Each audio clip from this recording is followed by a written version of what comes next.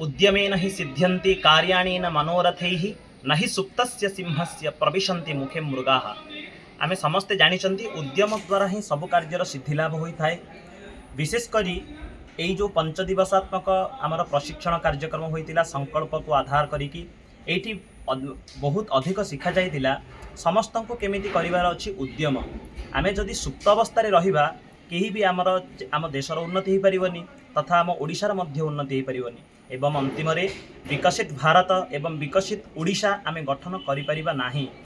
एथि सहित जो आमर नेशनल एजुकेशन पॉलिसी रे जो लाइफ स्किल लर्निंग स्किल तथा लिटरेसी स्किल कहा जाइछि एवं एनईपी 2020 रो जो सब विषय सब कहा जाइछि एही सब विषय गुड़िक आमे 5 दिवसात्मक ही प्रशिक्षण रे भल भाव बुझिलु।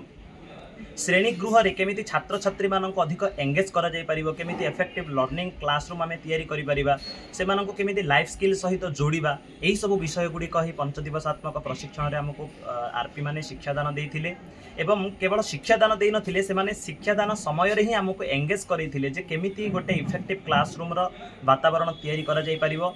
अंतिम गोटे कथा आमे समस्ते धारणा देवाक पड़ो जे गोटे पिला कहीं ड्रप आउट होची, ड्रप आउट को आमे केमिति बंद करबा, एही सब विषय गुडी को ध्यान देबा।